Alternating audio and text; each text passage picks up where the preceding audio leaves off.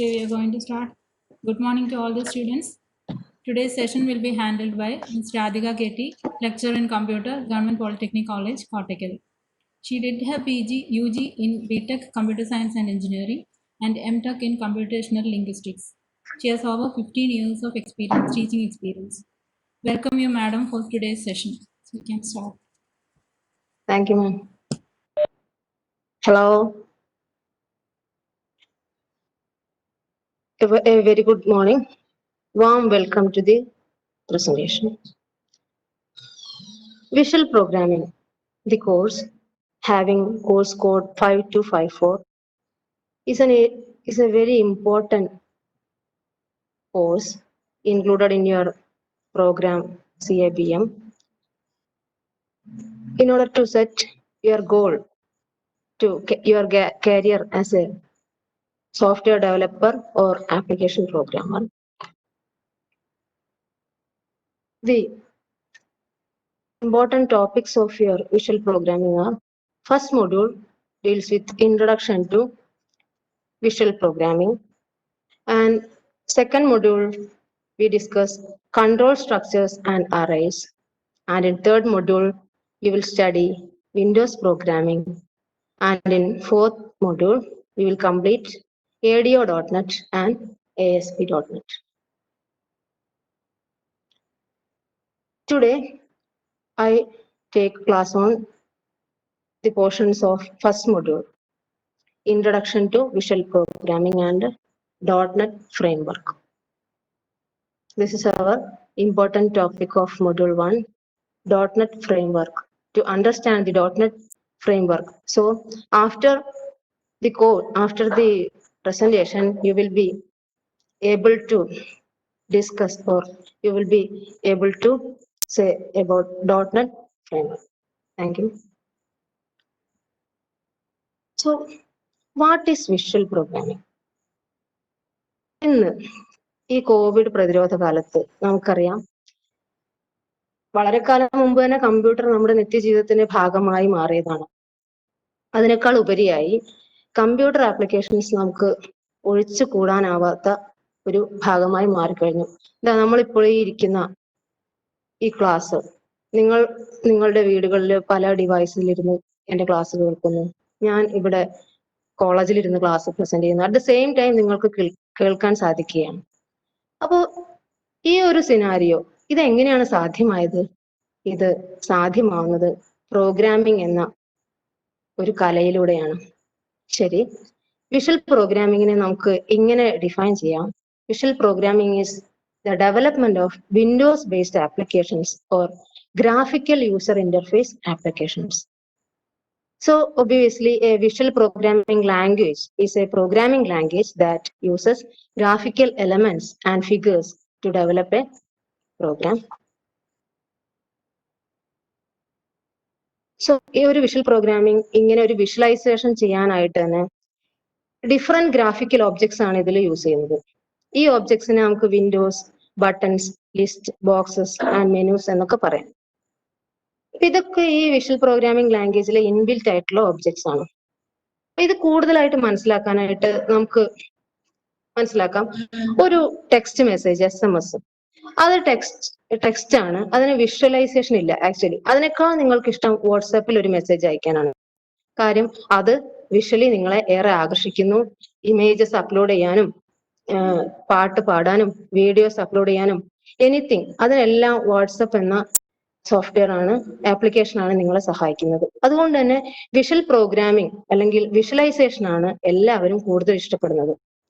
ഇന്ന് നമ്മൾ ഈ നടത്തിക്കൊണ്ടിരിക്കുന്ന ഇ ലേണിംഗ് എന്ന പ്രോഗ്രാമിംഗ് ഏറ്റവും വലിയ ഒരു ഉദാഹരണമാണ്. ഇ ലേണിംഗ് അത് വിഷ്വൽ പ്രോഗ്രാമിംഗിന്റെ മറ്റൊരു എക്സാമ്പിൾ ആണ്.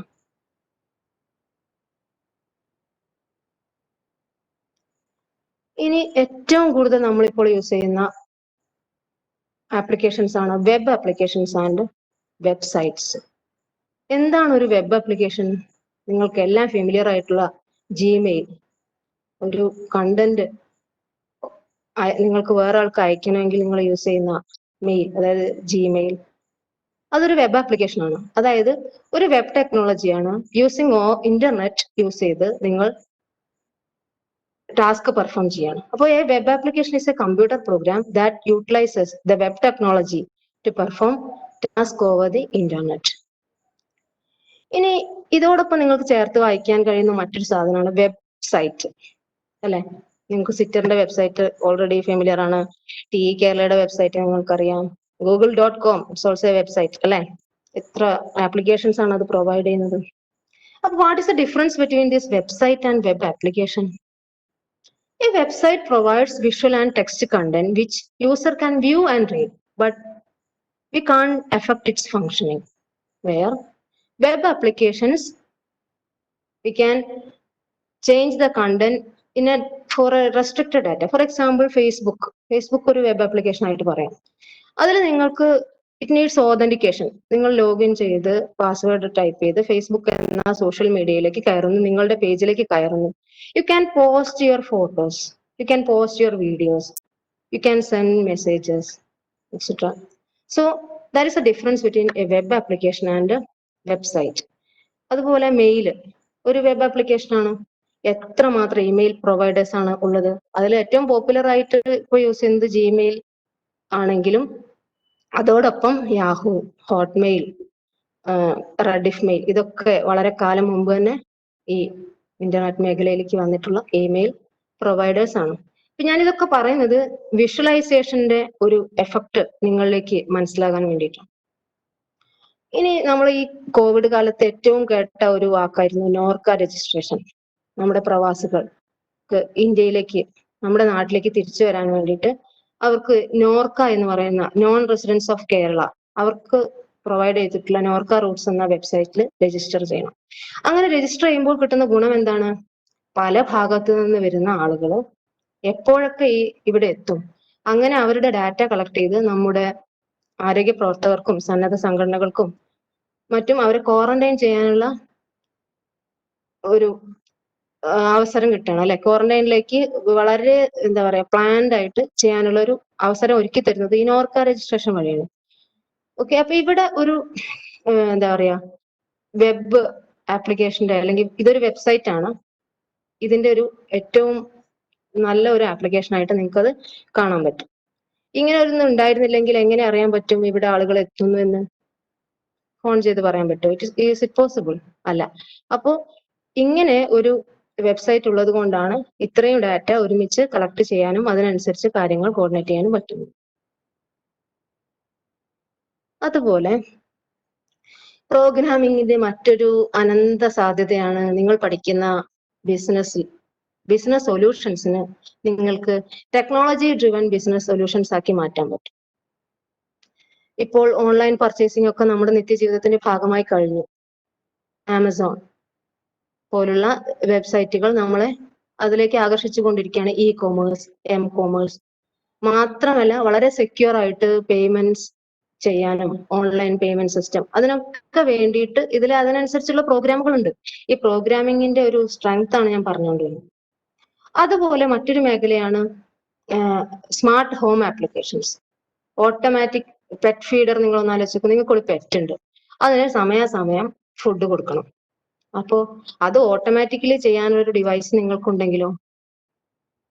ഓക്കെ, അപ്പൊ ഇങ്ങനെ പറഞ്ഞു വരുമ്പോൾ അതിന് നമുക്ക് റോബോട്ടിക്സ് മേഖലയിലേക്കാണ് അത് പോവുക. അപ്പൊ റോബോട്ടിക്സ് മേഖല എന്ന് പറയുമ്പോൾ കമ്പ്യൂട്ടറിന്റെ ആപ്ലിക്കേഷൻ മാത്രമല്ല, ഇലക്ട്രോണിക്സ് രംഗത്തെ കുതിച്ചുചാട്ടവും ഈ റോബോട്ടിക്സ് മേഖലയിലെ കുതിച്ചുചാട്ടത്തിന് വളരെയധികം സഹായിച്ചിട്ടുള്ളതാണ്. ഉദാഹരണത്തിന് ഇപ്പൊ നമ്മുടെ നാട്ടിലെ കാര്യം തന്നെ എടുക്കാം. തിരുവനന്തപുരത്ത് ആറ്റുകാൽ പൊങ്കാലയ്ക്ക് അല്ലെങ്കിൽ അങ്ങനെയുള്ള വലിയ ഒരു പരിപാടിയൊക്കെ നടക്കുമ്പോൾ അതിനുശേഷം സ്വാഭാവികമായിട്ടും വേസ്റ്റ് പ്രോഡക്ട്സ് നഗരത്തിൽ, സിറ്റീസിലൊക്കെ ഉണ്ടാവും. അപ്പൊ അത് റിമൂവ് ചെയ്യാൻ വരെ നമുക്ക് റോബോട്ടുകളാണ് സഹായിച്ചത്. MES എഞ്ചിനീയറിംഗ് കോളേജിലെ എന്റെ സീനിയർ സ്റ്റുഡൻസ് ആണ് അതിന് വേണ്ടിയിട്ടുള്ള റോബോട്ടുകൾ തയ്യാറാക്കിയത് എന്ന് ഞാൻ ഇവിടെ സൂചിപ്പിച്ചോളട്ടെ. അപ്പൊ റോബോട്ടുകൾക്ക് പലതരത്തിലാണ് നമ്മുടെ നിത്യജീവിതത്തെ മാറ്റിമറിക്കാൻ സാധിക്കുന്നത്. അത് നിങ്ങളോട് ഞാൻ പ്രത്യേകിച്ച് പറയേണ്ട കാര്യമില്ല. യന്ത്രൻ എന്ന സിനിമ അതൊക്കെ നിങ്ങളുടെ മനസ്സിലേക്ക് ഓടിയെത്തട്ടെ. ഇനി പ്രോഗ്രാമിങ്ങിന്റെ മറ്റൊരു മേഖലയാണ് നാച്ചുറൽ ലാംഗ്വേജ് പ്രോസസ്സിംഗ്. എന്താണ് നാച്ചുറൽ ലാംഗ്വേജ്? അഥവാ natural language is the language it is a primary means of communication for human interaction അല്ലെ. ഹ്യൂമൻ ഇന്ററാക്ഷന് വേണ്ടി യൂസ് ചെയ്യുന്ന ഭാഷ അതിനെയാണ് നാച്ചുറൽ ലാംഗ്വേജ് എന്ന് പറയാം. English is a natural language, Malayalam is a natural language, French, Spanish, അറബി, Urdu, Tamil, these are all natural languages. So ഈ നാച്ചുറൽ ലാംഗ്വേജിനെ പ്രോസസ്സ് ചെയ്യുക എന്നത് ആർട്ടിഫിഷ്യൽ ഇന്റലിജൻസിന്റെ മറ്റൊരു ഉപവിഭാഗമാണ്. അതായത് ഇപ്പൊ നിങ്ങൾ ഇംഗ്ലീഷിലൊരു പോയം എഴുതി, അതിനെ മലയാളത്തിലേക്ക് ട്രാൻസ്ലേറ്റ് ചെയ്യണം. അതിനെ ട്രാൻസ്ലേഷൻ എന്നാണ് പറയാ, മെഷീൻ ട്രാൻസ്ലേഷൻ. അത് സാധാരണ ട്രാൻസ്ലേറ്റ് ചെയ്യുന്നവരുണ്ട്, അതിന് ഭാഷാശാസ്ത്രം അഥവാ ലിംഗ്വിസ്റ്റിക്സ് എന്നാണ് പറയാ. കാലിക്കറ്റ് യൂണിവേഴ്സിറ്റിയിലും തിരൂർ തുഞ്ചൻ പറമ്പിലും ഒക്കെ മലയാളം യൂണിവേഴ്സിറ്റികളിൽ ഈ ഗവേഷണം നടന്നുകൊണ്ടിരിക്കുന്ന മേഖലയാണ് ട്രാൻസ്ലേഷൻ. മറ്റ് ഒരുപാട് സ്ഥലങ്ങളിലുണ്ട്, കേരള യൂണിവേഴ്സിറ്റിയിലും ഒക്കെ ഈ നാച്ചുറൽ ലാംഗ്വേജിനെ അഥവാ ട്രാൻസ്ലേഷൻ, ഒരു കൃതികളെ മാറ്റുക, അതിനെ ട്രാൻസ്ലേഷൻ എന്നാ പറയാ. ഇത് നമ്മുടെ ഭാഗമാകുമ്പോൾ നമുക്കതിനെ ഓട്ടോമാറ്റിക്കലിയാണ് ചെയ്യുന്നത്. ഞാനല്ല ചെയ്യുക, എന്റെ പ്രോഗ്രാമാണ് ആ ഇംഗ്ലീഷിൽ ഞാൻ എഴുതിയിട്ടുള്ള എസ്സയെ മലയാളത്തിലേക്ക് കൺവേർട്ട് ചെയ്യുക. സോ അത് ഓട്ടോമാറ്റിക്കലി ചെയ്യുമ്പോഴേക്ക് തന്നെ അതിന് ഒരുപാട് ഡിഫിക്കൽട്ടീസ് ഉണ്ടാവും. ഫോർ എക്സാമ്പിൾ, നമ്മുടെ ഭാഷയ്ക്ക് എത്ര തരം റൂൾസ് ആണ് നിങ്ങൾ ആലോചിച്ച് നോക്കൂ. തൃശ്ശൂർ പറയുന്ന ഭാഷയിലാണോ ഇവിടെ മലപ്പുറത്തുള്ളവർ സംസാരിക്കുക? അല്ല, അല്ലെ? എഴുതുന്ന ഭാഷയിലും വ്യത്യാസം വരാം. പക്ഷെ എങ്കിൽ കൂടി ഭാഷയ്ക്ക് ഒരു ഗ്രാമർ ഒക്കെ ഉണ്ട്. ഞാൻ സ്കൂളിലേക്ക് പോകുന്നു, ഇതാണ് മലയാളത്തിലെ ഒരു സെന്റൻസിന്റെ ഗ്രാമർ. ഞാൻ സ്കൂളിലേക്ക് പോകുന്നു, ഞാൻ സ്കൂളിലേക്ക് പോകുന്നു, ഞാൻ സബ്ജക്റ്റ്, സ്കൂളിലേക്ക് ഒബ്ജക്റ്റ്, പോകുന്നു വെർബ് അല്ലെ. എന്നാൽ ഇംഗ്ലീഷിൽ എന്താ പറയാ? ഐ ഗോ ടു സ്കൂൾ അല്ലെ, അല്ലെങ്കിൽ I am going to school. അപ്പൊ അവിടെ എന്താ സംഭവിക്കുന്നത്? I subject, going verb, to the school object. അവിടെ സബ്ജക്റ്റ് വെർബ് ഒബ്ജക്റ്റ്. മലയാളത്തിലാണെങ്കിലോ സബ്ജക്റ്റ് ഒബ്ജക്റ്റ് വെർബ്. ഇതിനെയാണ് റൂൾസ് എന്ന് പറയാ. ഇങ്ങനെ ഒരു റൂളിൽ എഴുതിയിട്ടുള്ള ടെക്സ്റ്റിനെയാണ് എളുപ്പത്തിൽ ട്രാൻസ്ലേറ്റ് ചെയ്യാൻ ഓട്ടോമാറ്റിക് സിസ്റ്റത്തിന് പറ്റുകയുള്ളൂ. അങ്ങനെ ഈ ടെക്സ്റ്റിനെ പ്രോസസ്സ് ചെയ്യുന്ന ഒരു വലിയൊരു വിഭാഗത്തിനെയാണ് നാച്ചുറൽ ലാംഗ്വേജ് പ്രോസസ്സിംഗ് ഫീൽഡ് എന്ന് പറയാം.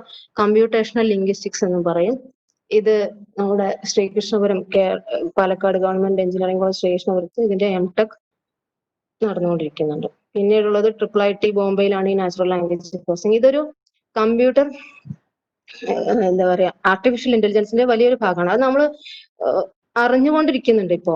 നിങ്ങൾക്കറിയാം, നിങ്ങൾ ഫോണിൽ ഒരു ടെക്സ്റ്റ് ഒരു പറഞ്ഞു, ഒരു സ്പീച്ച്, അതിനെ ടെക്സ്റ്റ് ആക്കി മാറ്റുന്നില്ലേ? ടെക്സ്റ്റിനെ അതുപോലെ തിരിച്ച് സ്പീച്ച് ആക്കി മാറ്റാം.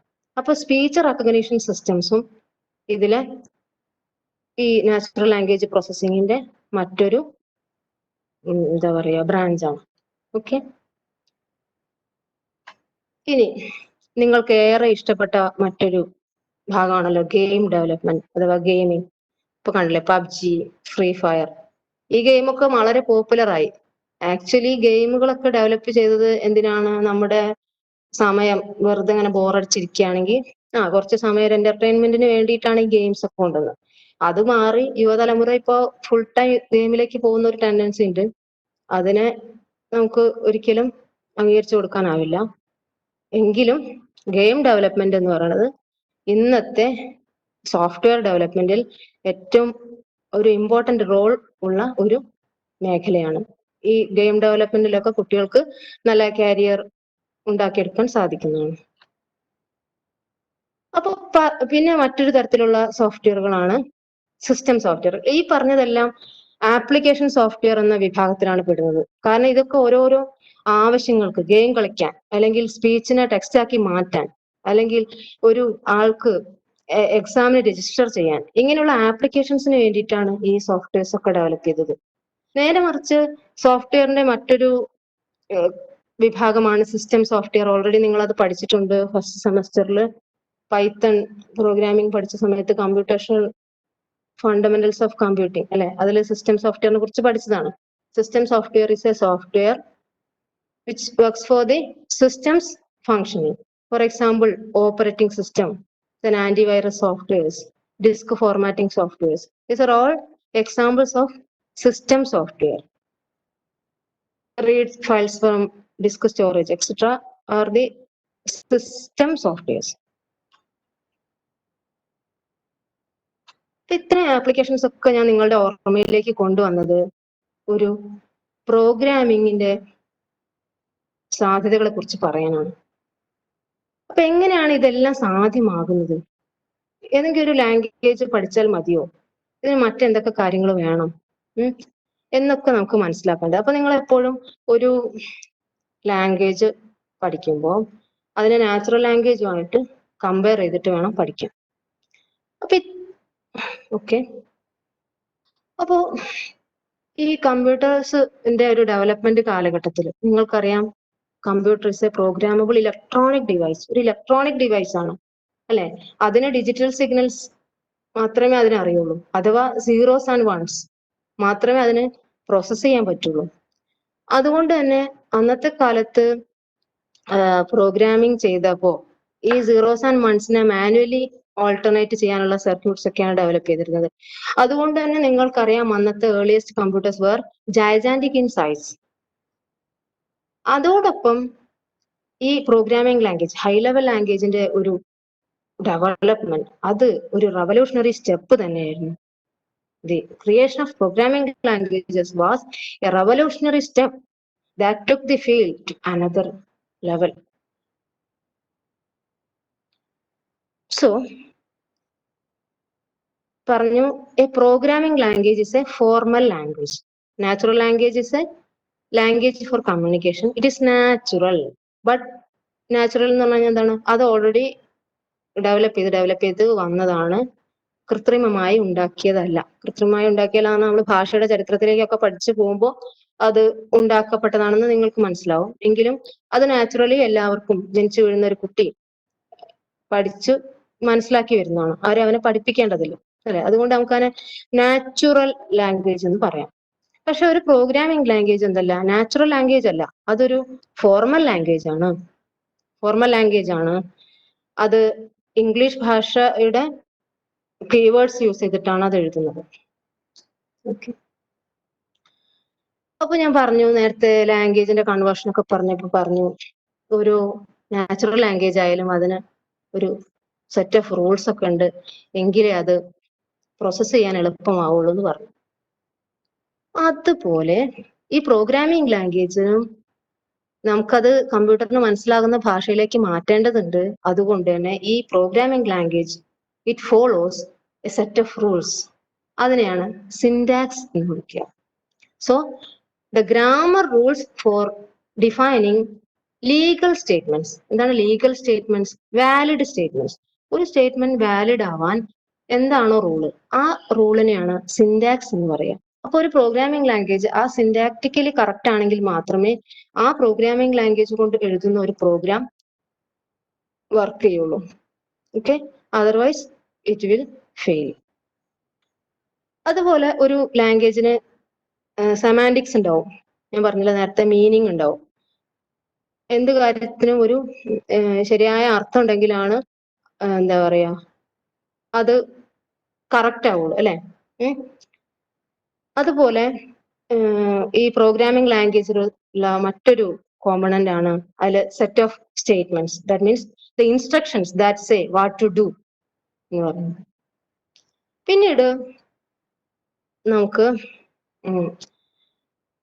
ഇപ്പൊ നോക്കൂ, ഒരു പ്രോഗ്രാം, ഇത്രയും പ്രോഗ്രാമുകൾ നേരത്തെ കണ്ടു കഴിഞ്ഞു. ഇതിലൊക്കെ ഓരോ വാല്യൂ സ്വീകരിക്കണം, അതുപോലെ ഇന്ന സാഹചര്യത്തിൽ ഇന്ന പോലെ ഡിസിഷൻ എടുക്കണം, ചില ഓപ്പറേഷൻസ് റിപ്പീറ്റഡ് ആയിട്ട് ചെയ്യണം. ഇതിനൊക്കെ സഹായിക്കുന്ന കൺസ്ട്രക്ട്സ് ഉണ്ട്. ഓക്കെ, അതിനെയാണ് നമ്മൾ കൺട്രോൾ സ്ട്രക്ചേഴ്സ്. നിങ്ങളത് സെക്കൻഡ് മൊഡ്യൂളിൽ നിങ്ങളത് കവർ ചെയ്യും. കൺട്രോൾ സ്ട്രക്ചേഴ്സ്, ലൂപ്സ് എന്നൊക്കെയാണ് നമ്മൾ അത് ഈ പ്രോഗ്രാമിംഗ് ലാംഗ്വേജിലേക്ക് വരുന്നത്. അതായത് ഒരു റിപ്പീറ്റഡ് ആക്ഷൻ ചെയ്യണമെങ്കിൽ ഒരു 100 ടൈംസ് ഒരു മെസ്സേജ് പ്രിന്റ് ചെയ്യണമെന്ന് വിചാരിക്കുക. അത് നമുക്ക് ഇങ്ങനെ ഓട്ടോമാറ്റിക്കലി പ്രിന്റ് ചെയ്യണമെങ്കിൽ ഒരു ലൂപ്പ് എന്ന കൺസ്ട്രക്ട് യൂസ് ചെയ്തിട്ടാണ് അത് ചെയ്യുക. Okay, another important component of A programming language is the use of variables. ഇത് നിങ്ങൾക്ക് ഈ ഫസ്റ്റ് മൊഡ്യൂളിൽ തന്നെ സെക്കൻഡ് പാർട്ടായിട്ട് ഡീറ്റെയിൽഡ് ആയിട്ട് പഠിക്കാനുണ്ട്. ഇപ്പൊ ഒരു ഉദാഹരണത്തിന്, ഒരു സൂപ്പർ മാർക്കറ്റിൽ പോകാന്ന് വിചാരിക്കാം. അപ്പോ സൂപ്പർ മാർക്കറ്റിൽ സാധനങ്ങളുടെ പ്രൈസ് ഉണ്ടാവും. ആ സാധനങ്ങളുടെ പ്രൈസ് ഇന്നത്തെ വിലയല്ല നാളത്തെ വില, ശരിയല്ലേ? ഒരു സോപ്പിന് ഇന്നലെ ഇപ്പൊ ഞാനൊരു 25 രൂപ കൊടുത്തെങ്കിൽ എന്ന് ഞാനതൊരു 30 കൊടുക്കും. എനിക്ക് തോന്നുന്നു ഇതിനേക്കാൾ നല്ലത് നമ്മളെ പെട്രോളിന്റെ വില പറയാവുന്നു അല്ലെ? അത് ദിനം പ്രതി മാറിക്കൊണ്ടിരിക്കുകയാണല്ലോ. അപ്പൊ സോ ഇറ്റ്സ് എ വേരിയബിൾ. അപ്പൊ ഇന്നലെ പറഞ്ഞതല്ല ഇന്ന്. അപ്പൊ അതുകൊണ്ട് തന്നെ ഈ വാല്യൂസ് സ്റ്റോർ ചെയ്യാൻ, ഈ വാല്യൂസ് ഹോൾഡ് ചെയ്യാൻ, ഡാറ്റ ഹോൾഡ് ചെയ്യാനുള്ള ടെമ്പററി പ്ലേസിനെയാണ് വേരിയബിൾ എന്ന് പറയാ. Okay, it's a place to hold data. ഇതൊക്കെ നിങ്ങൾക്ക് ഡീറ്റെയിൽ ആയിട്ട് അടുത്ത ഭാഗത്ത് പറഞ്ഞുതരാം. ഓക്കെ, അപ്പൊ ഇത്രയും ഒന്ന് മനസ്സിലാക്കി വെക്കുക. ഒരു പ്രോഗ്രാമിംഗ് ലാംഗ്വേജിന് ഇത്രയും ഭാഗമുണ്ട്. അതിന്റെ സെറ്റ് ഓഫ് സിന്റാക്സ് ഉണ്ട്. ഞാൻ നേരത്തെ പറഞ്ഞ പോലെ നാച്ചുറൽ ലാംഗ്വേജിനോട് കമ്പയർ ചെയ്ത് പറയാം. കാര്യം നമുക്ക് അതിനെ പ്രോസസ്സ് ചെയ്യണമെങ്കിൽ ആ റൂള് പാലിച്ച് പോയേ പറ്റും. അതുപോലെ സ്റ്റേറ്റ്മെന്റ്സ് ഉണ്ട്, കൺസ്ട്രക്ട്സ് ഉണ്ട്, വേരിയബിൾസ് ഉണ്ട്, കോൺസ്റ്റന്റ്സ് ഉണ്ട്. പിന്നെ വേറൊരു കാര്യം ഇതോടെ കൂടി പറയാനുള്ളത്, ഇപ്പോ നമ്മൾ നാച്ചുറൽ ലാംഗ്വേജിൽ എന്താ പറയാ, പ്രോവർബ്സ് ഉണ്ട്. For example, action speaks more than words അല്ലെ? ഇപ്പൊ ഞാൻ പറയട്ടെ, നിങ്ങളുടെ ഈ വിഷ്വൽ പ്രോഗ്രാമിംഗ് എന്നത് ഒരു പ്രോഗ്രാമിംഗ് പേപ്പറാണ്. അത് കൂടുതലായിട്ട് നിങ്ങൾക്ക് മനസ്സിലാവണമെങ്കിൽ പ്രാക്ടിക്കലി അത് ചെയ്ത് നോക്കണം ഇതോടൊപ്പം. അതിനുവേണ്ടി നിങ്ങളുടെ സിലബസിൽ വിഷ്വൽ പ്രോഗ്രാമിംഗിന്റെ ലാബ് കൂടി സിലബസിൽ ഉൾപ്പെടുത്തിയിട്ടുണ്ട്. ഓക്കെ, അപ്പൊ പറഞ്ഞു വന്നത് ആക്ഷൻ എന്താണ്, action speaks more than words. ഇതൊരു പ്രോവർബാണ്, മനസ്സിലായല്ലോ? അപ്പൊ ഈ പ്രോവർബ് ഞാൻ ലാംഗ്വേജിൽ പല സ്ഥലങ്ങളിലും എടുത്തുപയോഗിക്കും. നിങ്ങൾക്കറിയാം, പല പ്രഭാഷകരും പ്രഭാഷണം ചെയ്യുമ്പോഴൊക്കെ ഈ പഴഞ്ചൊല്ലുകൾ, ഇപ്പൊ ഒരാൾ ഇൻസ്പയർ ചെയ്യാൻ വേണ്ടിയിട്ട് നിങ്ങളോട് പറയുകയാണെങ്കിൽ, ഇപ്പൊ നിങ്ങൾ പറയുകയാണെങ്കിൽ എനിക്ക് ക്ലാസ്സിൽ അറ്റൻഡ് ചെയ്യാൻ വയ്യ, നെറ്റ് ഇല്ല, ആ പ്രോബ്ലം ആണ്, ഫോൺ ശരിയല്ല. അപ്പൊ നിങ്ങളോട് നിങ്ങളുടെ കൂട്ടുകാരൻ പറയാണ് എന്ത്, when there is A will there is a way, അല്ലെ? വേണമെങ്കിൽ ചക്ക വേരിലും കായ്ക്കടോ, കായ്ക്കില്ലേ? ഉണ്ട്. അത് അതിന്റെ അർത്ഥം ചക്ക വേരിൽ കായ്ക്കുന്നാണോ? അല്ല. നീ ശ്രമിച്ചാൽ നിനക്ക് ഇത് യൂട്യൂബിൽ മിസ് ഇതിന്റെ ലിങ്ക് ഇടും, അവിടെ നിന്ന് നിനക്ക് കാണാലോ. അത് ഡൗൺലോഡ് ചെയ്ത് വെക്കാം, അല്ലെങ്കിൽ ഞാൻ നിനക്ക് ഷെയർ ചെയ്ത് തരാം, നമുക്ക് ഒരുമിച്ച് കാണാം. ഓക്കെ, അപ്പൊ ഇതൊരു പ്രോവർബിന്റെ യൂസ് ആണ്.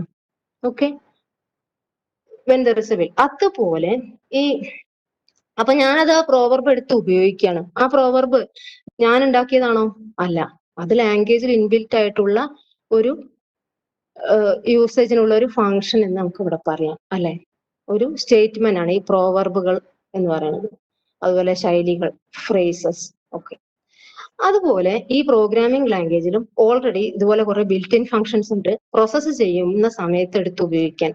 ഇതിനെ ലൈബ്രറി എന്ന് പറയുന്നു. ആ ടേം മറന്നു പോരുത്, നമുക്ക് ഇനി ആവശ്യമുണ്ട്. സോ ലൈബ്രറി, നിങ്ങൾക്ക് കോളേജിലെ ലൈബ്രറി എന്ന് ഓർത്ത് നോക്കാം. കോളേജിലെ ലൈബ്രറിയിൽ എന്താണ്? It's A collection of books ആണല്ലോ. അവിടെ പലതരത്തിലുള്ള പുസ്തകങ്ങൾ. നിങ്ങൾക്ക് ഫിസിക്സിന്റെ പുസ്തകം വേണോ? ലൈബ്രറിയൻ സാർ നിങ്ങൾക്ക് ഫിസിക്സിന്റെ ബുക്സ് എടുത്തു തരുമല്ലോ. അപ്പോ അവിടെ അടുക്കും ചിട്ടയോട് കൂടിയിട്ട് പുസ്തകങ്ങൾ അടുക്കി വെച്ചിരിക്കുകയാണ്. നിങ്ങൾക്ക് ആവശ്യമുള്ള സമയത്ത് പുസ്തകം എടുക്കാം, തിരിച്ചു കൊടുക്കാം. അതേപോലെ ഒരു പ്രോഗ്രാമിംഗ് ലാംഗ്വേജും ഒരു ലൈബ്രറി സെറ്റ് ഓഫ് ഫങ്ഷൻസ് നിങ്ങൾക്ക് പ്രൊവൈഡ് ചെയ്യുന്നുണ്ട്. അതിനാണ് ലൈബ്രറി എന്ന് പറയാം. So library is A collection of pre compiled routines. Okay, ശരി. അടുത്ത കമ്പോണന്റ് ആണ് കമ്പൈലർ. നേരത്തെ ഞാൻ സൂചിപ്പിച്ചു, സിസ്റ്റത്തിന് നമ്മുടെ ഭാഷ അറിയില്ല. ഞാൻ പറയുന്ന ഇംഗ്ലീഷോ മലയാളോ തമിഴോ ഒന്നും സിസ്റ്റത്തിന് അറിയില്ല. സിസ്റ്റത്തിന് അറിയുന്ന ഭാഷ അതെ ആകെ ഡിജിറ്റൽ സിഗ്നൽസ് അഥവാ സീറോസ് ആൻഡ് വൺസ് ആണ്. അതിനെ ബൈനറി നമ്പേഴ്സ് എന്നൊക്കെ നമ്മൾ പറയും. അപ്പോ ഈ പ്രോഗ്രാമിംഗ് ലാംഗ്വേജ് എഴുതിയിട്ടുള്ളത് ഒരു ഹൈ ലെവൽ ലാംഗ്വേജിലാണ്. അതൊരു ഇംഗ്ലീഷ് കീവേഡ്സ് യൂസ് ചെയ്തിട്ടാണ് എഴുതിയിട്ടുള്ളത്. നമുക്ക് നിങ്ങൾ മനസ്സിലാക്കി. അപ്പോ so there will be a program in between this high level language program and operating system. എന്തിനാണ്?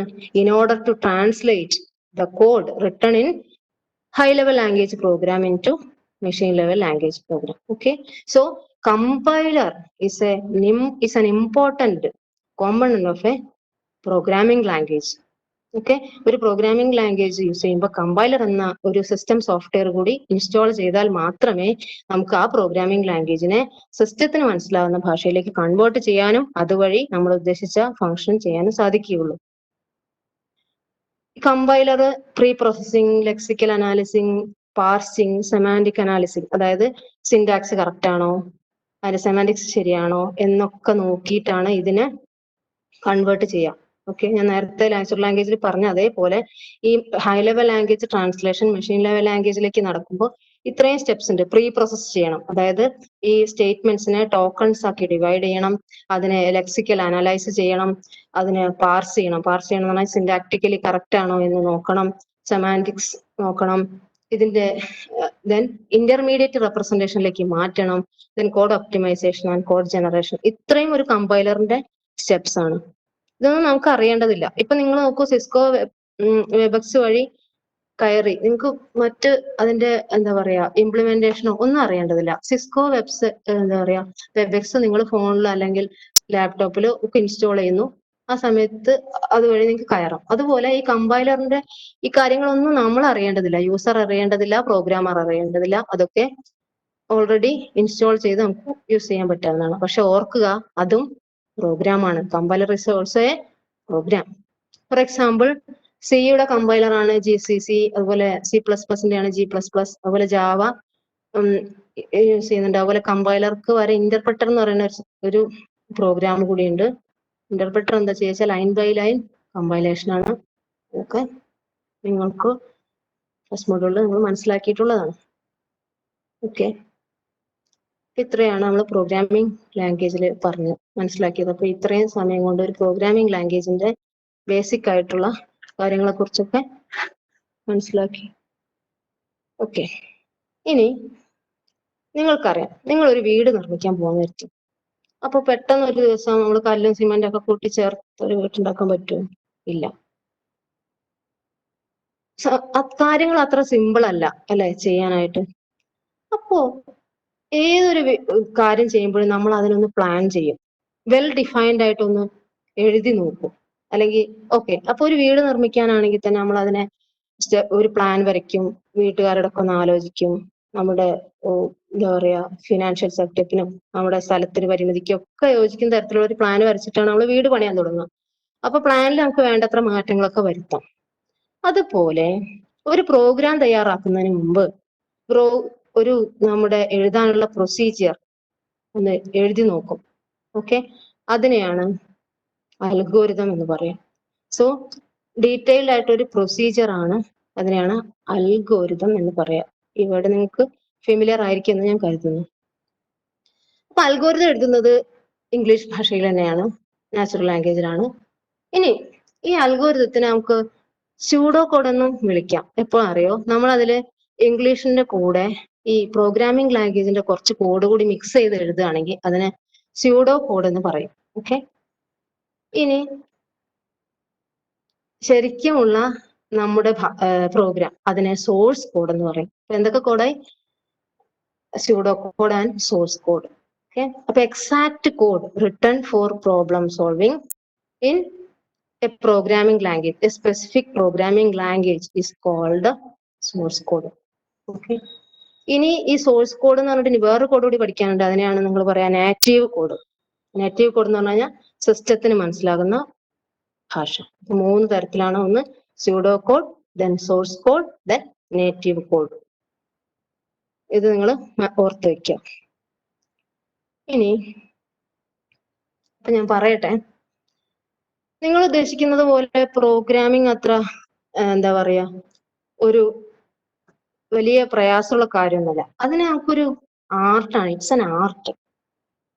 ഇത് നമുക്കൊരു എന്താ പറയാ മറ്റൊരു സിനാരിയോയിലേക്ക് കൊണ്ടുപോകാം. ഒരു നിങ്ങൾക്ക് ഏറ്റവും ഇഷ്ടമുള്ള ഒരു ഭാഗമാണല്ലോ സിനിമയിലെ ഗാനങ്ങൾ അല്ലെ, സിനിമാ ഗാനം.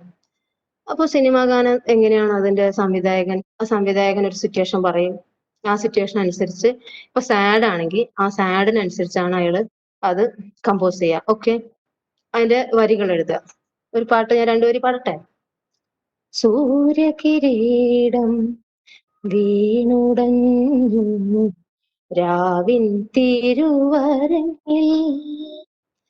ഓക്കെ, ഇതൊരു സാഡ് ആയിട്ടുള്ള സിറ്റുവേഷൻ ആണ്. അതായത് സൂര്യനെ പോലെ ഉജ്ജ്വലിച്ച് നിന്നിരുന്ന നായകൻ പെട്ടെന്ന് മാനസികമായിട്ട് അയാള് ഫെൽ ഡൗൺ ആവുകയാണ്. അപ്പോ ആ സിറ്റുവേഷന് യോജിച്ച ഒരു പാട്ടാണ് ഇങ്ങനെ കമ്പോസ് ചെയ്തത്, സൂര്യകിരീടം വീണുടഞ്ഞു.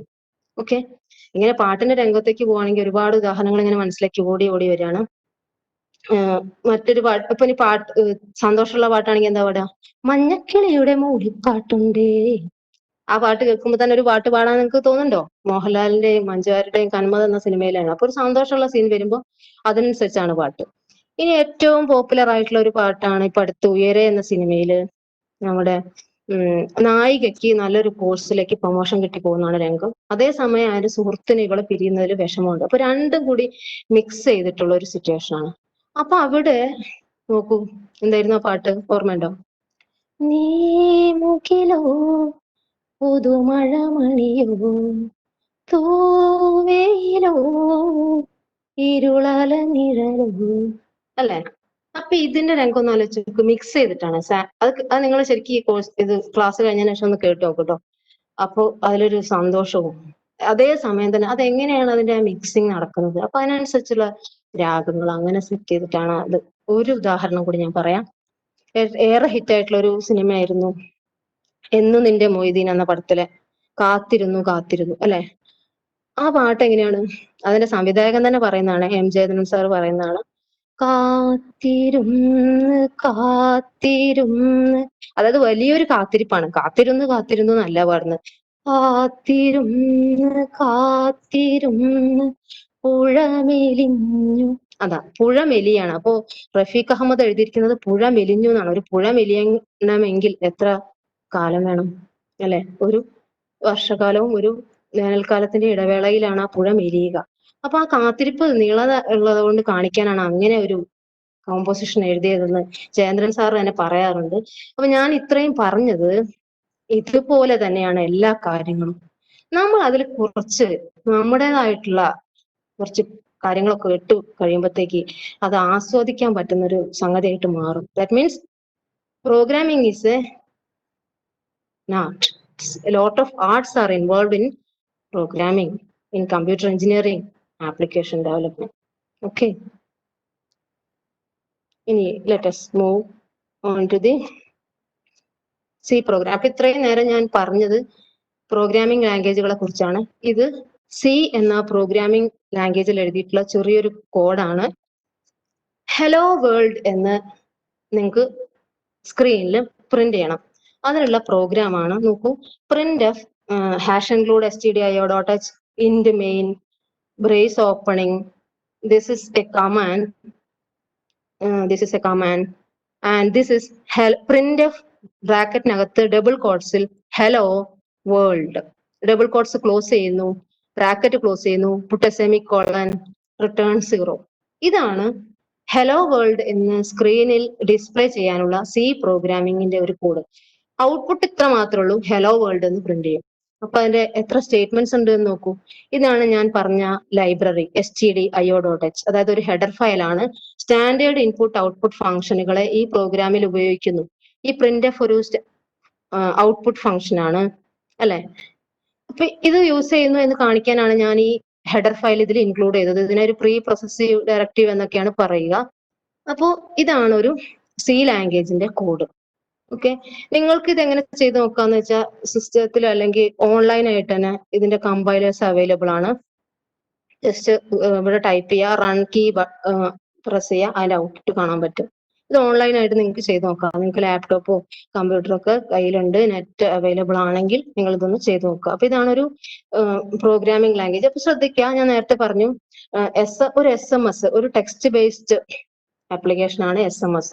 വാട്സപ്പ് എന്ന് പറയുന്നത് എന്താണ്, വിഷ്വലി ഉള്ളൊരു ആപ്ലിക്കേഷൻ ആണ്. അപ്പൊ ഈ സിയിൽ ഇപ്പൊ ഞാൻ എഴുതിയിട്ടുള്ളത് ഒരു ടെക്സ്റ്റ് ഓൺലി ഇന്റർഫേസ് ആണ്. Text only interface. ഇതിൽ ഗ്രാഫിക്സ് ഒന്നും കാണാനില്ല, അല്ലെ? ഈ ഔട്ട്പുട്ടിൽ ഗ്രാഫിക്സ് ഒന്നും കാണാനില്ല. ഈ ഇമേജിൽ, ഈ വിൻഡോയിൽ ഗ്രാഫിക്സ് കാണുന്നുണ്ട്. അത് ഡിസൈൻ ചെയ്തിട്ടുള്ളത് ഒരു വിൻഡോസ് പ്രോഗ്രാമിംഗ് വഴിയായിരിക്കും. ഓക്കെ, ഇനി നമുക്ക് നമ്മുടെ നെക്സ്റ്റ് ടോപ്പിക്കിലേക്ക് കടക്കാം. ഇപ്പൊ ഇതുവരെ വിഷ്വൽ പ്രോഗ്രാമിങ്ങിനെ കുറിച്ച് ഡിസ്കസ് ചെയ്തു. അടുത്ത് നമുക്ക് പഠിക്കാനുള്ളത് .NET ഫ്രെയിംവർക്കിനെ കുറിച്ചാണ്. ഓക്കെ, ഈ ചിത്രത്തിൽ നിങ്ങൾ ബിൽ ഗേറ്റ്സ് മനോഹരമായി പുഞ്ചിരിച്ച് കാണുന്നില്ലേ? He was a coder at age 7 and at age 21 he became the CEO of Microsoft. അദ്ദേഹത്തിന്റെ ചരിത്രമൊക്കെ എടുത്ത് പഠിച്ചാൽ തന്നെ നമ്മൾ പിന്നെ വേറൊന്നും കോഴ്സോ ഒരു എന്താ പറയാ ഒരു ഇൻസ്പൈറേഷൻ കിട്ടാൻ വേണ്ടി വേറെ ഒന്നിനും പോവേണ്ടതില്ല. അത്രയ്ക്കും വലിയ ഒരു മഹാനായ വ്യക്തിയാണ്. അപ്പൊ ഇദ്ദേഹം ഈ മൈക്രോസോഫ്റ്റ് ഡെവലപ്പ് ചെയ്ത ഒരു ഓപ്പൺ സോഴ്സ് പ്ലാറ്റ്ഫോം ആണ് .NET. ഓക്കെ, അതാണ് നമുക്ക് പഠിക്കാനുള്ളത്. ഇപ്പൊ ഇത്രയും ഞാൻ നേരത്തെ പറഞ്ഞ ആ വെബ് ആപ്ലിക്കേഷൻസ് എല്ലാം ഡെവലപ്പ് ചെയ്യുന്നതിന് പറ്റാവുന്ന ഒരു ടെക്നോളജി ആണ് .NET frameworks. Okay, it provide support for networking, web applications and graphical user interfaces. Okay, then .NET is a technology.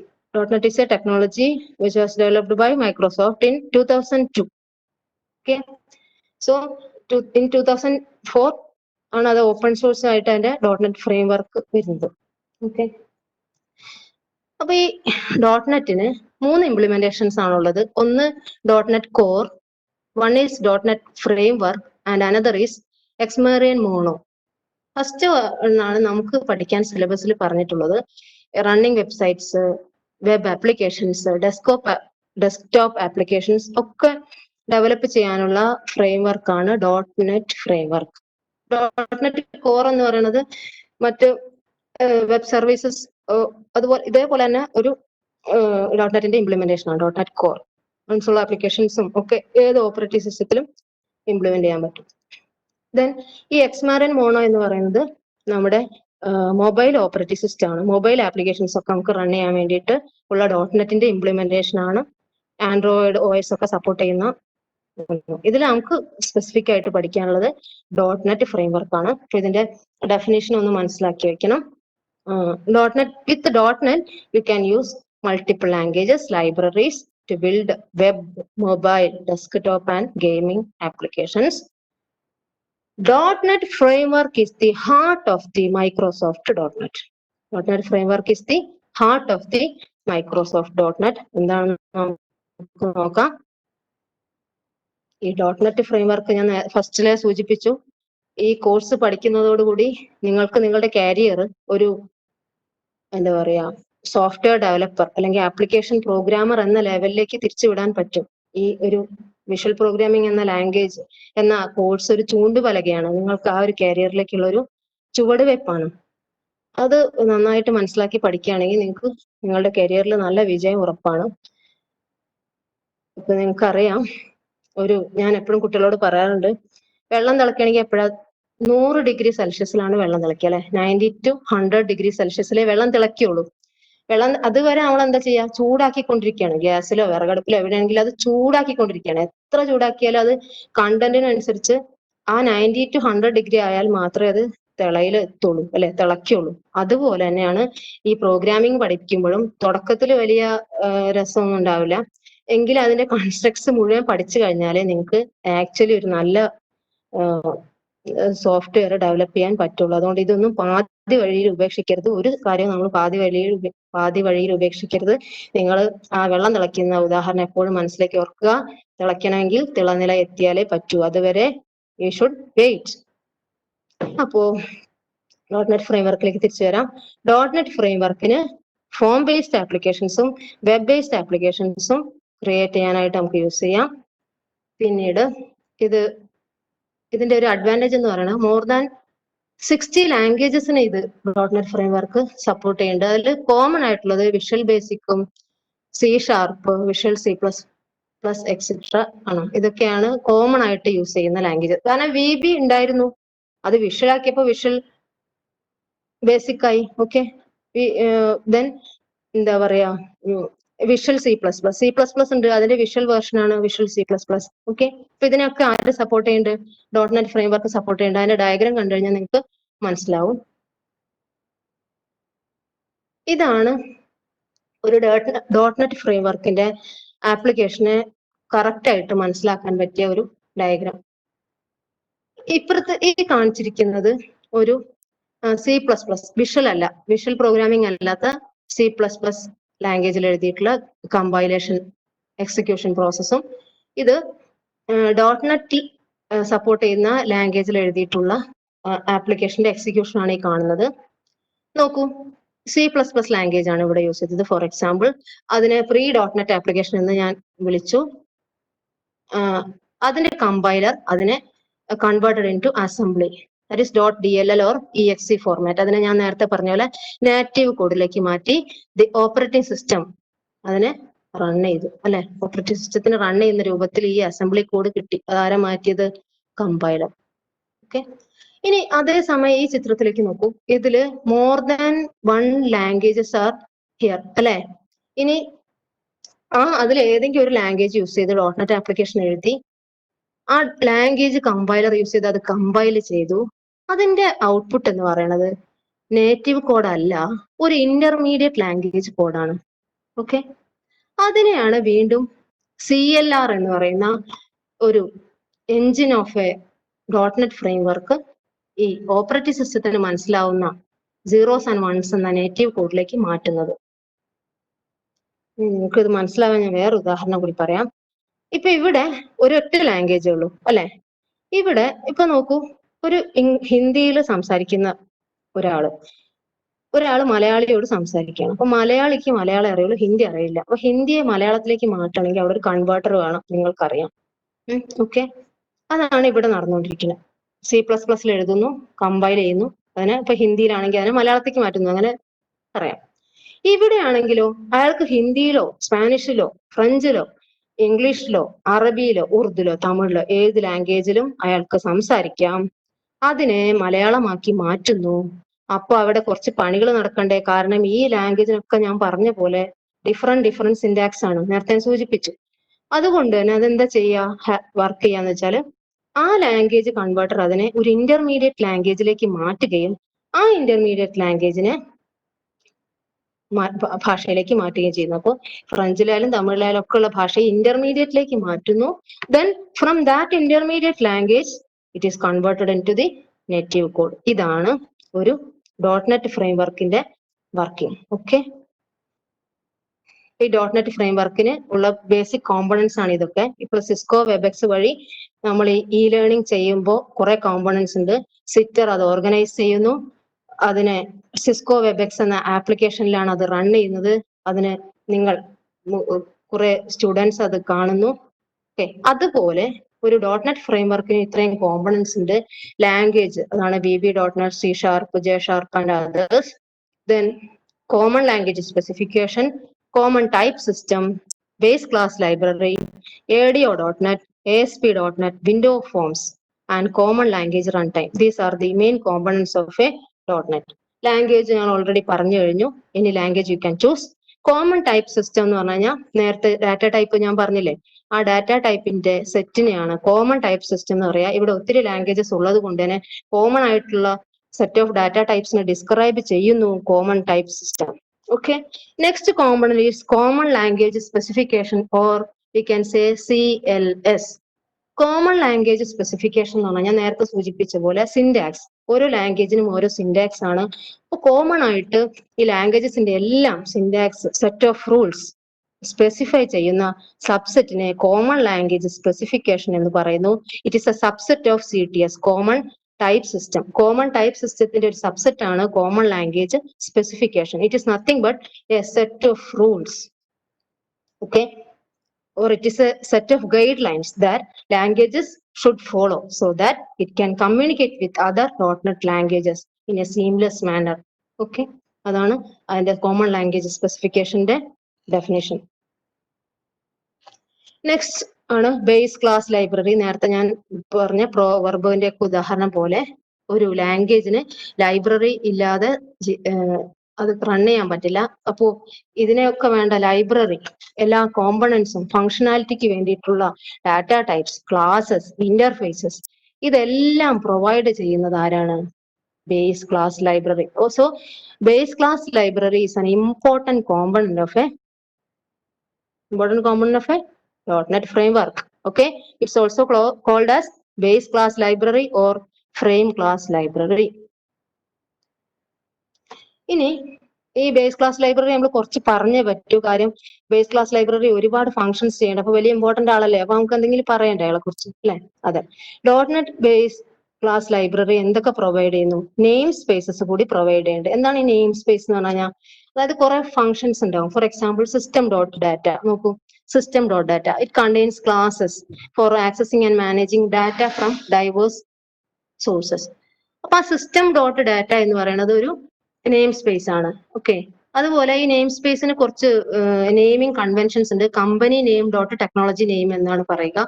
For example വിൻഡോസിന്റെ word ആണെങ്കിൽ മൈക്രോസോഫ്റ്റ് ഡോട്ട് വേർഡ്, അപ്പൊ മൈക്രോസോഫ്റ്റിന്റെ വേർഡ് മൈക്രോസോഫ്റ്റ് ഡോട്ട് എക്സൽ, അങ്ങനെ. അതുപോലെ ഒരു naming convention dot നെറ്റിൽ use ചെയ്യുന്നുണ്ട്. Dot എന്ന് വെച്ചിട്ടാണ് അത് സെപ്പറേറ്റ് ചെയ്യുക. അപ്പൊ സിസ്റ്റം ഡോട്ട് ഡാറ്റ, അപ്പൊ സിസ്റ്റം എന്ന നെയിം സ്പേസിലെ മറ്റൊരു ഫംഗ്ഷൻ ആണ് ഡാറ്റ. ഓക്കെ, സിസ്റ്റം എന്ന ക്ലാസ്സിലെ, അപ്പൊ ഇതൊരു ക്ലാസ് ആണ് സിസ്റ്റം ഡോട്ട് ഡാറ്റ. എന്തിനാണ്? For accessing and managing data from diverse sources. So base class library is an important component of a .NET framework. Another important component ആണ് ASP.NET. നേരത്തെ പറഞ്ഞ web based applications എല്ലാം develop ചെയ്യാൻ നമ്മളെ സഹായിക്കുന്നത് ASP.NET ആണ്. ഇത് നിങ്ങൾക്ക് 4th മൊഡ്യൂളിൽ ഈ ടോപ്പിക് വരും. ASP.NET ആ സമയത്ത് ഡീറ്റെയിൽഡ് ആയിട്ട് പഠിക്കും. ഈ ASP.NET യൂസ് ചെയ്തിട്ടാണ് ഈ പറഞ്ഞ വെബ് ആപ്ലിക്കേഷൻസ് എല്ലാം ഡെവലപ്പ് ചെയ്യുന്നത്. അപ്പൊ വെബ് ആപ്ലിക്കേഷൻ വർക്ക് ചെയ്യുക ഒരു ക്ലയന്റ് സെർവർ മോഡലിലാണ്. അതായത് ക്ലയന്റ് ഒരു റിക്വസ്റ്റ് കൊടുക്കുന്നു, സെർവർ സൈഡിൽ അത് പ്രോസസ് ചെയ്ത് റിസൾട്ട് തരുന്നു. ഗൂഗിളിൽ ഇപ്പൊ ഗൂഗിൾ എന്ന സെർച്ച് എഞ്ചിനിൽ നിങ്ങൾ ഒരു ക്വസ്റ്റ്യൻ കൊടുക്കുകയാണ്. ക്വസ്റ്റ്യൻ കൊടുത്ത് അതിന്റെ റിസൾട്ട് എങ്ങനെയാ തരുന്നത്? അതിന്റെ സെർവറിൽ നിന്നാണ് നമുക്ക് റിസൾട്ട് തരുന്നത്. അപ്പൊ അങ്ങനെ അത്തരത്തിലുള്ള ആപ്ലിക്കേഷൻസ് ഡെവലപ്പ് ചെയ്യാനാണ് നമുക്ക് ASP.NET യൂസ് ചെയ്യുക. ADO.NET ആണെങ്കിലോ, നിങ്ങൾ കഴിഞ്ഞ സെമിസ്റ്ററിൽ പഠിച്ച ഡാറ്റാബേസ് ഉണ്ട് അല്ലെ? അപ്പൊ ഡാറ്റാബേസ് ആക്സസിങ് കൂടി ഒരു ആപ്ലിക്കേഷനിൽ യൂസ് ചെയ്യണമെങ്കിൽ, ഇംപ്ലിമെന്റ് ചെയ്യണമെങ്കിൽ ADO.NET എന്ന കോമ്പണന്റ് .NET ഫ്രെയിംവർക്കിന് സഹായിക്കുന്നു. അപ്പൊ ADO.NET is technology used to develop applications to interact with databases such as Oracle, MS, Microsoft SQL, etc. Okay, ADO.NET. Another is WinForm. It is used for developing form-based application. Form-based application ഒരു ഉദാഹരണമാണ് note pad. കാരണം not paddle word pad ഒക്കെ ആണെങ്കിൽ file അല്ലെ, ആ ഫയലിൽ ഒരു menu വരും. അടുത്ത ആണെങ്കിൽ ഇൻസേർട്ട്, ഫോർമാറ്റ്, വ്യൂ, ഹെൽപ്പ്, ഇങ്ങനെയൊക്കെയുള്ള മെനു ഒരു വിൻഡോയിൽ വരികയാണ്. ആ വിൻഡോയിൽ നിന്ന് നമുക്ക് ആ മെനൂസ് യൂസ് ചെയ്തിട്ടാണ് കാര്യങ്ങൾ ചെയ്യണം. ഫോം ബേസ്ഡ് ആപ്ലിക്കേഷൻസ് ഡെവലപ്പ് ചെയ്യാൻ .NET ഫ്രെയിംവർക്കിനെ സഹായിക്കുന്ന കോമ്പണന്റ് ആണ് WinForms. മറക്കരുത്. അടുത്തത് heart of A .NET framework is common language run time. ഇത് നമ്മൾ നേരത്തെ പറഞ്ഞാണ് അതിന്റെ ഫംഗ്ഷൻ. അതൊന്നുകൂടി ഇങ്ങനെ പറയാം.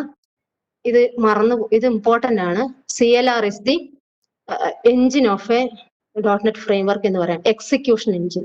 ഇത്ര എഴുതിയ സോഴ്സ് കോഡിനെ എക്സിക്യൂട്ട് ചെയ്യാനുള്ള എൻവയോൺമെന്റ് തരുന്നത് ആരാണ്? ഈ CLR ആണ്. അപ്പൊ ഇവിടെ വർക്ക് എന്താ നടക്കുന്നു നോക്കൂ. Source code, it is the language compiler compiles that into intermediate code. ആ ഇന്റർമീഡിയറ്റ് കോഡിനെ മൈക്രോസോഫ്റ്റ് ഇന്റർമീഡിയറ്റ് ലാംഗ്വേജ് എന്നാണ് പറയുക, അഥവാ ഇന്റർമീഡിയറ്റ് ലാംഗ്വേജ് എന്നും പറയും. പിന്നീട് ജസ്റ്റ് ഇൻ ടൈം കമ്പൈലർ എന്ന CLRന്റെ അതാണ് കമ്പൈലർ ആണ് ഈ ഇന്റർമീഡിയറ്റ് ഡാറ്റയെ നാറ്റീവ് കോഡിലേക്ക് മാറ്റുന്നത്. Just in time compiler. So working of CLR, the language compilers convert the source code into Microsoft Intermediate Language. Then MSIL is again converted into native code by just-in-time compiler. Okay, so these are all about .NET framework. So .NET framework the components മറന്നു പോകരുത്. ഇത്രയും ഇതാണ് മുകളിലെ languages. Then common language specification, common type system, frame class library, ADO.NET, ASP.NET, Windows Forms, then common language runtime. Then you have to study common language runtime in detail. That is common language runtime, how the source code is converted into native code. Just-in-time compiler compiles the Microsoft Intermediate Language code into native code. Okay. Okay, ഇനി എന്തൊക്കെയാണ് ഇങ്ങനെ .NET ഫ്രെയിംവർക്കിൽ ചെയ്താലുള്ള ഗുണങ്ങള്? Portability, അതായത് ഒരു Windows ആപ്ലിക്കേഷനിൽ എഴുതിയ programme നമുക്ക് ലിനക്സിലും use ചെയ്യാം. അപ്പൊ നിങ്ങൾ എല്ലാവരും ഡിഫറെന്റ് ഡിവൈസസ് ആണ് യൂസ് ചെയ്യുന്നത്. ചിലർ ലാപ്ടോപ്പ് ആവാം, മൊബൈൽ ആവാം. മൊബൈൽ തന്നെ different companies, different operating systems. അപ്പൊ ഇതിലെല്ലാം പോർട്ടബിൾ ആണ് ഈ പറഞ്ഞ ആപ്ലിക്കേഷൻസ് എല്ലാം. അങ്ങനെ പോർട്ടബിൾ ആപ്ലിക്കേഷൻസ് ആണ്. അതുപോലെ ഇന്റർ ഓപ്പറബിലിറ്റി, ഈ വെബ് ആപ്ലിക്കേഷൻസ് തന്നെ തമ്മിലൊരു കമ്മ്യൂണിക്കേഷൻ ഒക്കെ നടക്കും. അതാണ് ഇന്റർ ഓപ്പറബിലിറ്റി എന്ന് പറയുക. അപ്പൊ Inter operability and portability are the design principle അല്ലെങ്കിൽ അഡ്വാൻറ്റേജസ് ഓഫ് ഡോട്ട്നെറ്റ് ഫ്രെയിംവർക്ക് എന്ന് പറയാം. ഇനി ഇത്രയും പറഞ്ഞതിൽ തന്നെ അഡ്വാൻറ്റേജസ് ഞാൻ പറയാതെ തന്നെ നിങ്ങൾക്ക് അറിയാം. ഈ VB.NETന്റെ ഒരു കാര്യം പറയാൻ മറന്നുപോയി. VB.NET എന്ന് ഞാൻ എപ്പോഴും പറഞ്ഞല്ലോ, നിങ്ങളുടെ സിലബസിൽ എവിടെയും VB.NET എന്ന് സ്പെസിഫൈ ചെയ്യുന്നില്ല. But we have been using VB.NET as our programming language in all polytechnics അല്ലെ. നമ്മുടെ പോളി നിങ്ങളെല്ലാവരും പഠിക്കുന്ന തൃക്കരിപ്പൂർ, പയ്യന്നൂർ, കോട്ടയ്ക്കൽ, കുമളി, നെയ്യാറ്റിൻകര ഈ പോളികളിലെല്ലാം നമ്മൾ VB.NET എന്ന ലാംഗ്വേജ് ആണ് പഠിച്ചുകൊണ്ടിരിക്കുന്നത്. അപ്പൊ അതിന്റെ അഡ്വാൻറ്റേജസ് എന്തൊക്കെയാണ്? It is easy to learn and use. Then there are many built-in objects and the users can use visual applications very easily. നിങ്ങൾക്ക് ചെയ്ത് നോക്കുമ്പോൾ മനസ്സിലാവും. And these languages provide facility to attach code into interface component. ചെയ്ത് നോക്കുമ്പോൾ മനസ്സിലാവും. കുറച്ച് disadvantages ഉണ്ട്. Disadvantages എന്താണ്? കുറച്ച് മെമ്മറി വേണം. .NET ഫ്രെയിംവർക്ക് ഇൻസ്റ്റാൾ ചെയ്യാൻ കുറച്ച് മെമ്മറി കൂടുതലായിട്ട് ആവശ്യമുണ്ട്. ഫാസ്റ്റർ പ്രോസസർ ആവണം. പിന്നീട് ഉള്ളൊരു ഡിസഡ്വാൻറ്റേജ് എന്ന് പറയാൻ പറ്റില്ല. ഗ്രാഫിക് ഓപ്പറേറ്റിംഗ് സിസ്റ്റത്തിലാണ് ഇത് വർക്ക് ചെയ്യുക. MS-DOS ആയിരുന്നു പണ്ടുണ്ടായിരുന്ന ഗ്രാഫിക് അല്ലാത്തൊരു ഓപ്പറേറ്റിംഗ് സിസ്റ്റം. അതിനെ ഇത് സപ്പോർട്ട് ചെയ്യില്ല. അപ്പൊ അതൊരു അഡ്വാൻറ്റേജ് ആയും ഡിസഡ്വാൻറ്റേജ് ആയും എടുക്കുക. ഡിസഡ്വാൻറ്റേജ് ആയിട്ട് നമുക്ക് സൂചിപ്പിക്കാം അല്ലെ. ഗ്രാഫിക്കൽ ഓപ്പറേറ്റിംഗ് സിസ്റ്റത്തിലാണ് അത് യൂസ് ചെയ്യാൻ പറ്റുകയുള്ളൂ. ഏതൊരു കാര്യത്തിനെയും പോസിറ്റീവായും നെഗറ്റീവായും പറയാമല്ലോ. ഓക്കെ, ഇനി നിങ്ങൾ ഇതിനെ എങ്ങനെ കമ്പൈൽ ചെയ്യും? ഇതിന്റെ ലാംഗ്വേജിൽ ലാബിൽ ചെന്ന് കഴിഞ്ഞാൽ വിഷ്വൽ സ്റ്റുഡിയോ IDEയിലാണ് നിങ്ങൾ ഇത് ചെയ്യുക. വിഷ്വൽ സ്റ്റുഡിയോ IDE തുറക്കുന്നു, new project, then console application select ചെയ്യാം. കൺസോൾ ആപ്ലിക്കേഷൻ എന്ന് പറഞ്ഞാൽ വിഷ്വലൈസേഷൻ ഇല്ലാത്ത ആപ്ലിക്കേഷൻ ആണ് console application. Only text interface ആണ്. അതിൽ കോഡ് എഡിറ്റ് ചെയ്യാം, റൺ ചെയ്യാം. ഓക്കെ, അതിന്റെ ഒരു ചെറിയ സ്ക്രീൻഷോട്ട് ആണ് ഇത്. നിങ്ങൾ വിഷ്വൽ സ്റ്റുഡിയോ ഓപ്പൺ ചെയ്യുന്നു, അതിൽ കൺസോൾ ആപ്ലിക്കേഷൻ എടുക്കുന്നു, എവിടെ സേവ് ചെയ്യണം എന്ന് പറയുന്നു. ഇങ്ങനെ ഒരു കോഡ് എഴുതാനുള്ള ഭാഗം വരുന്നു. ഇവിടെ നിങ്ങൾ കോഡ് എഴുതുന്നു. ഇവിടെ ഞാൻ എഴുതിയിരിക്കുന്ന കോഡ് ഹലോ വേൾഡ് എന്ന് പ്രിന്റ് ചെയ്യാനാണ്. Another Windows programming third module നിങ്ങൾ ഇത് പഠിക്കും. ഫോം ബേസ്ഡ് ആപ്ലിക്കേഷൻ, ഞാൻ നേരത്തെ പറഞ്ഞ നോട്ട് പാഡ് ഒക്കെ ഡിസൈൻ ചെയ്യാനുള്ള ഫോം ബേസ്ഡ് ആപ്ലിക്കേഷൻസിന് ഇങ്ങനെ ഒരു പ്രൊജക്റ്റ് ആണ് നമ്മൾ സെലക്ട് ചെയ്യുക. ഇതിപ്പോ ഞാൻ 2 നമ്പേഴ്സ് ആഡ് ചെയ്യാനുള്ള ഒരു വിഷ്വൽ ആണ് എടുത്തത്. ഫസ്റ്റ് നമ്പർ ഇവിടെ എൻ്റർ ചെയ്യും, സെക്കൻഡ് നമ്പർ ആഡ് എന്ന ബട്ടൺ ക്ലിക്ക് ചെയ്യുമ്പോഴേക്കും എനിക്ക് റിസൾട്ട് എന്ന ടെക്സ്റ്റ് ബോക്സിൽ റിസൾട്ട് വരുന്നു. ഓക്കെ, ഇതാണ് വിഷ്വൽ പ്രോഗ്രാമിങ്ങിന്റെ നിങ്ങളുടെ ലാബിൽ നിങ്ങൾക്ക് ഇതോടൊപ്പം ചെയ്യാനുള്ള കാര്യം. ഇത് ഇനിയിപ്പോ ലാബ് ചെയ്യാൻ പറ്റില്ല എന്ന് നിങ്ങൾ വിഷമിക്കേണ്ട. ഓൺലൈനായിട്ട് VBയുടെ ഓൺലൈൻ കമ്പൈലേഴ്സ് അവൈലബിൾ ആണ്, അതിൽ നിങ്ങൾക്ക് ചെയ്ത് നോക്കാം. Okay, let me conclude. ഇനി നിങ്ങൾ തന്നെ പറയണം, what is .NET? .NET is a technology developed by Microsoft for building applications over internet. The .NET programming language can be used to develop form-based applications, web-based applications, and web services. Okay, and the main advantage of this .NET framework is that developers can choose from a variety of programming languages available on the .NET platform. The most common ones are VB.NET and C#. Okay, thank you very much. Any questions? 5 minutes are remaining.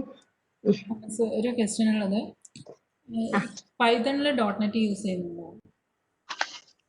It's a very good question. First സെമസ്റ്ററിൽ നിങ്ങൾ computing fundamentals Python പഠിച്ചതാണ്. ആ Python അന്ന് ചെയ്തപ്പോൾ അത് .NET ഫ്രെയിംവർക്കിലല്ല ചെയ്തത്. പക്ഷേ പൈത്തണിന്റെ .NET version available ആണ്. അതിന് പൈത്തൺ .NET എന്നാണ് പറയാ.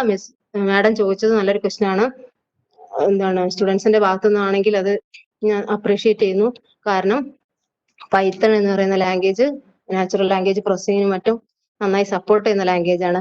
അതിന്റെ പൈത്തൺ 3 മുതൽ അങ്ങോട്ടുള്ള വേർഷൻസിൽ നിങ്ങൾക്ക് വേരിയബിൾസിനെ മലയാളത്തിൽ തന്നെ എഴുതാനൊക്കെ പറ്റും. ഇപ്പോൾ എന്റെ പേര് രാധിക എന്നാണ്, ഞാൻ രാധിക എന്ന വേരിയബിൾ രാധിക മലയാളത്തിൽ തന്നെ എനിക്ക് യൂസ് ചെയ്യാനൊക്കെ ഈ പൈത്തൺ ലാംഗ്വേജ് സപ്പോർട്ട് ചെയ്യുന്നുണ്ട്. അപ്പൊ നിങ്ങളിത് ഫസ്റ്റ് മൊഡ്യൂൾ സെമസ്റ്ററിൽ പഠിച്ച ആ പൈത്തൺ മറന്നു പോവാതെ അതിന്റെ ബാക്കി ഭാഗങ്ങൾ കൂടി ഈ പഠനത്തോടൊപ്പം പഠിക്കുകയാണെങ്കിൽ നിങ്ങളുടെ കരിയറിന് അത് നല്ലൊരു കാര്യമായിരിക്കും.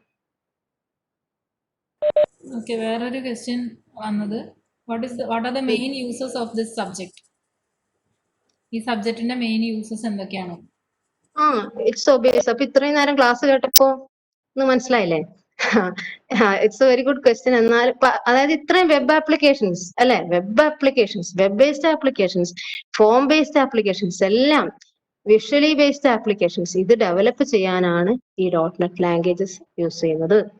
ഓക്കെ, .NET ലാംഗ്വേജ് യൂസ് ചെയ്തിട്ട് നമുക്ക് വിഷ്വൽ റെപ്രസെന്റേഷൻ ആയിട്ടുള്ള ഈ കാണുന്ന ആപ്ലിക്കേഷൻസ്, എല്ലാ ആപ്ലിക്കേഷൻസും നമുക്ക് ഡെവലപ്പ് ചെയ്യാൻ പറ്റും. അതിന് യൂസ് ചെയ്യുന്ന ഒരു എന്താ പറയാ എൻവയോൺമെന്റ്, ഒരു പ്ലാറ്റ്ഫോം ആണ് ഈ .NET ഫ്രെയിംവർക്ക്. അതിൽ ഏറ്റവും കോമൺ ആയിട്ട് യൂസ് ചെയ്യുന്നത് VB.NET, പിന്നെ C# ഒക്കെ അതിന് യൂസ് ചെയ്യുന്ന ലാംഗ്വേജുകളാണ്. അപ്പോൾ മെയിൻ ആയിട്ട് ഇതിന്റെ യൂസ് എന്ന് പറയുന്നത് ഇത്തരത്തിലുള്ള വിഷ്വൽ ആപ്ലിക്കേഷൻസ്, ഗെയിം ഡെവലപ്മെന്റിനും എല്ലാം ഈ യൂസ് ചെയ്യാൻ പറ്റും. ഞാൻ നേരത്തെ സൂചിപ്പിച്ചില്ലേ, ഇപ്പോൾ മൊബൈൽ ആപ്ലിക്കേഷൻസിനാണെങ്കിൽ ഈ .NET ഫ്രെയിംവർക്കിന്റെ ഒരു ഇംപ്ലിമെന്റേഷൻ ഉണ്ട്.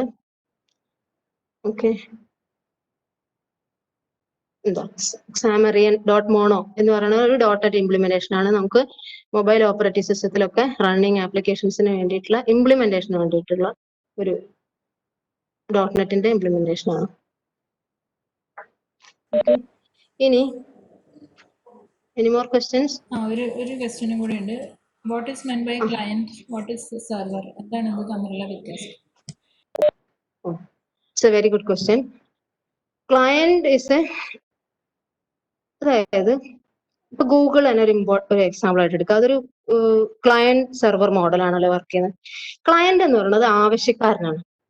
എന്തെങ്കിലും ഒരു ആവശ്യമുള്ള ആളിനെ ക്ലയന്റ് എന്ന് പറയും. ഇപ്പൊ നിങ്ങൾക്ക് ഈ ക്ലയന്റ് എന്ന വാക്ക് ഈ പ്രോഗ്രാമിംഗിലേക്ക് വരുമ്പോൾ മുൻപ് കേട്ടിട്ടുണ്ടാവുക അഭിഭാഷകരുടെ അല്ലെ, ലോയേഴ്സിന്റെ അടുത്താണ്. അവരൊക്കെ ക്ലയന്റ്സ് ആണ് ആ ലോയറിന്റെ. അയാളാണ് അവർക്ക് ആ സർവീസ് പ്രൊവൈഡ് ചെയ്യുക. ഓക്കെ, അപ്പൊ സർവീസ് പ്രൊവൈഡ് ചെയ്യുന്ന സിസ്റ്റത്തിന് സെർവർ എന്നും സർവീസ് ആവശ്യപ്പെടുന്ന ആളിനെ ക്ലയന്റ് എന്നും പറയും. ഇതാണ് ക്ലയന്റ് സെർവർ മോഡൽ. എല്ലാ വെബ് ആപ്ലിക്കേഷൻസും വെബ്സൈറ്റുകളും എല്ലാം വർക്ക് ചെയ്യുന്നത് ഇങ്ങനെ ഒരു ക്ലയന്റ് സെർവർ മോഡലിലാണ്. ഇപ്പൊ നിങ്ങൾ ആമസോൺ വഴി ഒരു സംഗതി ബുക്ക് ചെയ്യണം അല്ലെ, അപ്പൊ അത് നിങ്ങളൊരു ക്ലയന്റ് ആണ് അവിടെ. ആ സിസ്റ്റം ആണ് നിങ്ങൾക്ക് ആ സർവീസ് പ്രൊവൈഡ് ചെയ്യുന്നത്. അപ്പൊ അതുകൊണ്ട് തന്നെ ഒരു ക്ലയന്റ് സെർവർ മോഡൽ എന്ന് പറയാം. ഒരു സെർച്ച് എഞ്ചിൻ ഒരു ക്ലയന്റ് സെർവർ മോഡലാണ്. അപ്പൊ ഇതൊക്കെയാണ് ഒരു ക്ലയന്റ് സെർവർ മോഡൽ എന്ന് പറഞ്ഞു കഴിഞ്ഞാൽ. അപ്പൊ server applications, server side scripting എന്ന് പറയുന്നത് കുറച്ചുകൂടി പ്രയാസമാണ് processing. Client side scripting, client side programming വേറൊരു ഭാഗമാണ്. അപ്പോൾ ഒരു യൂസർ ഇന്റർഫേസ് ഒക്കെ ഉണ്ടാക്കുന്നത് ഒരു ക്ലയന്റ് സൈഡ് പ്രോഗ്രാമിംഗ് ആണ് അല്ലെ. സെർവർ സൈഡ് പ്രോഗ്രാമിംഗ് ആണ് അതിന്റെ ഇതിനു വേണ്ട സർവീസ് പ്രൊവൈഡ് ചെയ്യുന്നത്. അപ്പൊ ഈ ക്ലയന്റ് സൈഡിലുള്ളതിനെയാണ് നമ്മൾ അതുപോലെ HTML എന്ന ലാംഗ്വേജ് ഒക്കെ യൂസ് ചെയ്തിട്ട് ഈ വെബ്സൈറ്റിന്റെ, അത് സിമ്പിൾ ആയിട്ട് നിങ്ങൾക്ക് അറിയാവുന്ന ഒരു എക്സാമ്പിൾ ആയതുകൊണ്ടാണ് പറയണത്. HTML എന്നതൊക്കെ ഒരു ക്ലയന്റ് സൈഡ് സ്ക്രിപ്റ്റിങ്ങിന് യൂസ് ചെയ്യും. അതുപോലെ PHP എന്ന് പറയുന്നത് സെർവർ സൈഡ് സ്ക്രിപ്റ്റിങ്ങിന് യൂസ് ചെയ്യുന്ന ലാംഗ്വേജ് ആണ്. Okay. Okay, madam. There are no more questions. Okay, we can wind up. Thank you, madam, for your presentation, and thanks to all the participants. Thank you. Thank you.